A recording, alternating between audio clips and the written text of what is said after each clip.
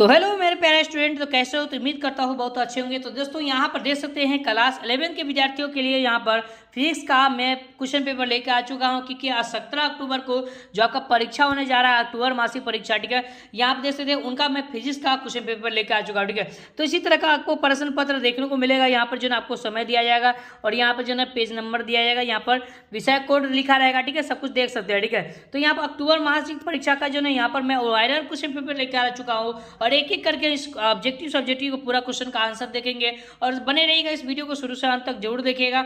और वीडियो पसंद है वीडियो को लाइक करके शेयर कर दीजिए, ठीक है। और दोस्तों के पास शेयर कर दीजिए ताकि जो है सभी विद्यार्थी जो है इसको जो है यहाँ पर तैयारी कर ले एग्जाम की, ठीक है। और कल एग्जाम में जाकर आराम से जो है एक एक क्वेश्चन आंसर जो है देकर आया, ठीक है।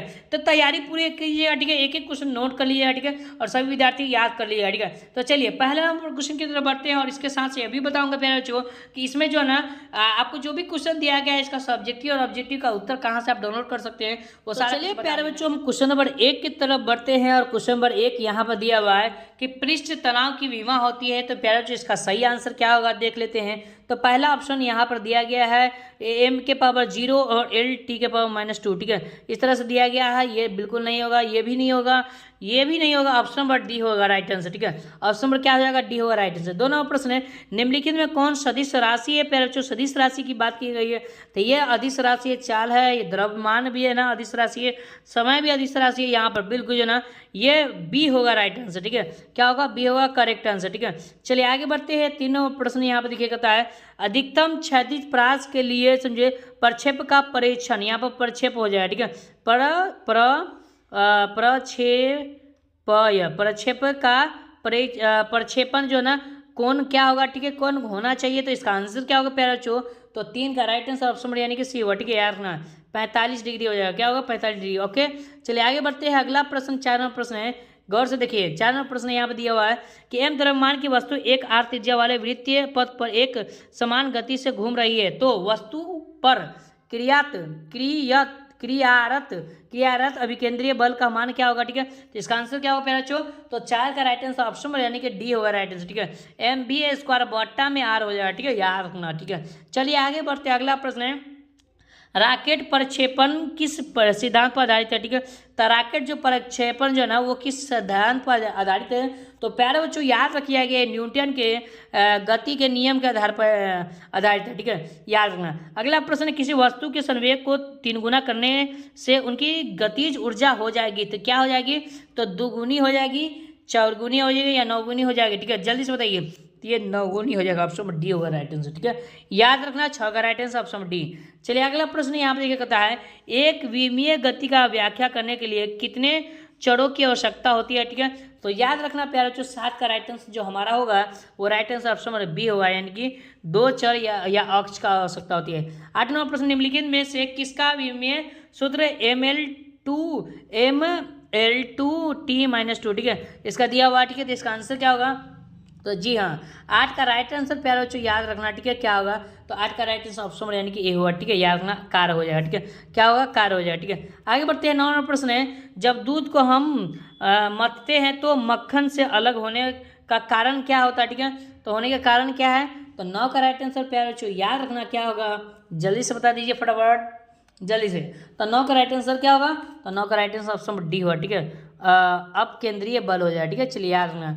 अगला प्रश्न है गुरुत्वीय त्वरण का मान विषुवत रेखा पर होता है, ठीक है। तो गुरुत्वीय त्वरण का जो मान होता है वो विषुवत रेखा पर क्या होता है, ठीक है। तो 10 का राइट आंसर क्या होगा प्यारे बच्चों? तो ये ऑप्शन नंबर बी होगा राइट आंसर, ठीक है। क्या होगा? वो न्यूनतम होता है, ठीक है। आगे बढ़ते हैं। इलेक्ट्रॉन की खोज किसने की? तो इलेक्ट्रॉन का खोज किसने किया? जल्दी से बताइए जी हाँ 11 का राइट आंसर बिल्कुल जो ना वो जे थॉमसन साहब ने किया था, ठीक है। इलेक्ट्रॉन का खोज किसने किया था? जे थॉमसन साहब ने किया था, ठीक है। एसआई यूनिट में कितनी मुख्य भौतिक राशियां हैं, ठीक है।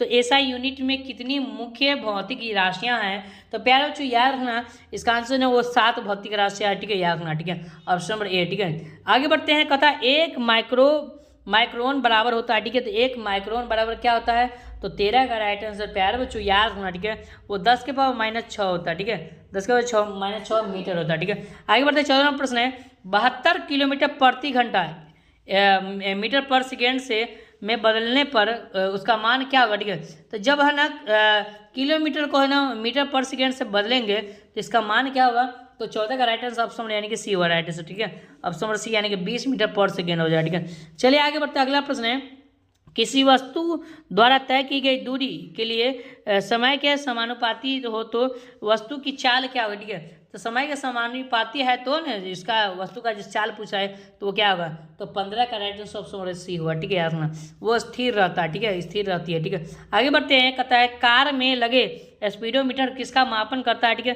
तो कार में जो लगे स्पीडोमीटर जो ना वो किसका मापन करता है, तो 16 का राइट आंसर ऑप्शन नंबर यानी कि तत्कालीन गति का मापन करता है, ऑप्शन नंबर यानी कि सी हुआ राइट आंसर, ठीक है। चलिए आगे बढ़ते हैं। अगला प्रश्न देख लीजिए। पहला जो कहता है, जब पृथ्वी की त्रिज्या r और गुरुत्वीय त्वरण g हो तो पृथ्वी की सतह से पलायन वेग क्या होगा, ठीक है। तो पृथ्वी की सतह से जो पलायन वेग होगा वो क्या होगा, तो 17 का राइट आंसर यानी कि क्या होगा, √2rg हो जाएगा, ओके, याद रखना। ऑप्शन नंबर यानी कि ए होगा, ठीक है। चलिए आगे बढ़ते हैं। 18वां प्रश्न कहता है, किसी पिंड का द्रव्यमान m और वेग v हो तो इसकी गतिज ऊर्जा क्या होगी, ठीक है। इसकी गतिज ऊर्जा क्या होगी, जल्दी से बताइए। तो 18 का राइट आंसर प्यारो जो याद रखना, m/2mv² हो जाएगा। ऑप्शन नंबर कहाँ जाएगा, बी में जाएगा, सही आंसर, ठीक है। चलिए आगे बढ़ते हैं। अगला प्रश्न प्यारो जो, शक्ति का ऐसा मात्रक क्या होता है, शक्ति बिल्कुल वाट होता है, क्या होता है, वाट होता है, ऑप्शन नंबर ए होगा राइट आंसर, ठीक है, याद रखना। अगला प्रश्न है, 90 मीटर पर सेकेंड चाल से गतिमान 0.04 kg द्रव्यमान की कोई गोली लकड़ी से भारी गुटे में धंसकर 60 सेंटीमीटर दूरी चलकर रुक जाती है। गुटे द्वारा गोली पर लगने वाला औसत अवरोधी बल क्या होगा, ठीक है। तो 20 का राइट आंसर ऑप्शन यानी कि बिल्कुल है ना वो होगा बी यानी कि बी, बच्चों को बचाने वाला बाल, B, option number B, okay. चलिए आगे बढ़ते हैं। अगला प्रश्न है, किसी पिंड का असंवेग p क्या होगा जब पिंड का द्रव्यमान m तथा वेग v हो तो, ठीक है। कहता पिंड का संवेग p दिया हुआ, ठीक है। पिंड का संवेग p दिया हुआ और द्रव्यमान क्या दिया हुआ, m दिया हुआ और वेग क्या दिया हुआ, v दिया हुआ, ठीक है। एक सूत्र बनता है, क्या होता है, p बराबर एक सूत्र बनता है, ठीक है। तो 21 का राइट आंसर क्या होगा प्यारे बच्चों, तो याद रखना इसका सूत्र होता है mv, ठीक है। याद रखना p बराबर mv, ऑप्शन नंबर ए होगा करेक्ट आंसर, ठीक है प्यारे बच्चों। अगला प्रश्न देख लीजिए। अगला प्रश्न है, कहता है किसी पिंड का द्रव्यमान 5 kg तथा त्वरण 2 मीटर पर सेकेंड है तो पिंड पर लगने वाला बल क्या कहलाएगा, ठीक है। तो याद रखना पिंड पर जो लगने वाला जो बल है वो क्या कहलाएगा, तो 22 का राइट आंसर ऑप्शन डी हो यानी कि 10 न्यूटन हो जाएगा, ओके, याद रखना ऑप्शन नंबर डी। चलिए आगे बढ़ते हैं। अगला प्रश्न है, कहता है गौर से देखिए, कहता है सार्वत्रिक गुरुत्वीय स्थिरांक g का मान क्या होता है, ठीक है। तो सार्वत्रिक गुरुत्वीय स्थिरांक g का मान 6.672 गुने 10 के power -11 n metre square kg -2 दिया हुआ, ठीक है। इस तरह से ऑप्शन नंबर ए हुआ राइट आंसर, ठीक है। चलिए आगे बढ़ते हैं। अगला प्रश्न है, 1 किलोवाट घंटा कितना के बराबर होता है, ठीक है। तो 1 किलोवाट घंटा जो है कितना के बराबर होता है, याद रखना, ठीक है। तो यहाँ पर थोड़ा मिट गया है, चलिए कोई बात नहीं है। तो इसका आंसर क्या होगा, तो 24 का राइट आंसर 24 का राइट आंसर ऑप्शन रही होगा राइट आंसर, ठीक है। 3.6 गुने 10 के पावर -6 जूल हो जाएगा, ओके, याद रखना। आगे बढ़ते हैं। अगला प्रश्न है, यहाँ पे देखिए गौर से देखिए प्यारे बच्चों, अगला प्रश्न देख लीजिए, ठीक है। थोड़ा सा हम देख लेते हैं। अगला प्रश्न है, यदि a के पावर a वेक्टर है, ठीक है। a वेक्टर बराबर 2i मॉड दिया हुआ, ठीक है, -3j कैप दिया हुआ, इसको कैप कहते हैं, ठीक है, इसको कैप कहते हैं, ओके, कैप है दिया हुआ, ठीक है। तो यहाँ पर a वेक्टर बराबर दिया हुआ है 2i कैप -3j कैप दिया हुआ, ठीक है। तथा b वेक्टर बराबर है ना b वेक्टर बराबर क्या दिया हुआ प्यारे बच्चों, देखिए थोड़ा सा देख लेते हैं, इसको इरेज कर लेते हैं, ठीक है। हाँ, 3i कैप दिया हुआ, ठीक है, +2j कैप दिया हुआ, ठीक है, इस तरह से दिया हुआ। दोनों सदिशों के बीच क्या बोला, दोनों सदिशों के बीच का कोण होता है, ठीक है। तो वो कितना होता है, तो देखिए दोनों सदिशों के बीच का कोण जो ना वो 90 डिग्री होगा, ठीक है। 90 होगा प्लस 90 मतलब 180 डिग्री, ठीक है। तो 180 डिग्री को क्या कहते हैं, पाई कहते हैं, ऑप्शन नंबर ए होगा राइट आंसर, ठीक है। चलिए आगे बढ़ते हैं। अगला प्रश्न है 26 नंबर क्वेश्चन दिया हुआ, देखिए कहता है कि लंबी दूरियों के मापन हेतु किस विधि का प्रयोग करते हैं, ठीक है। तो जल्दी से बताइए क्या होगा राइट आंसर 26 का। तो 26 का राइट आंसर यानी कि लंबन विधि के द्वारा है, ठीक है। लंबन विधि के द्वारा प्रयोग करते हैं, ऑप्शन नंबर ए, ठीक है। आगे बढ़ते हैं 27 नंबर प्रश्न। यदि कोई वस्तु समान समय अंतराल में समान दूरी तय करती है तो उस वस्तु की गति कहलाती है, ठीक है। कहता है कोई वस्तु जो है समान समय अंतराल में समान दूरी तय करता है, ठीक है। कहता है उस वस्तु का गति क्या कहलाएगा, ठीक है। तो 27 का right answer option number A होगा राइट आंसर, ठीक है। Option number A. चलिए आगे बढ़ते हैं। कहता है सरल रेखा के अनुदिश गति को क्या कहा जाता है। तो सरल रेखा जो अनुदिश गति चलता है उसको क्या कहा जाता है, तो सरल रेखीय गति कहते हैं, ठीक है। याद रखना ऑप्शन नंबर ए, ठीक है।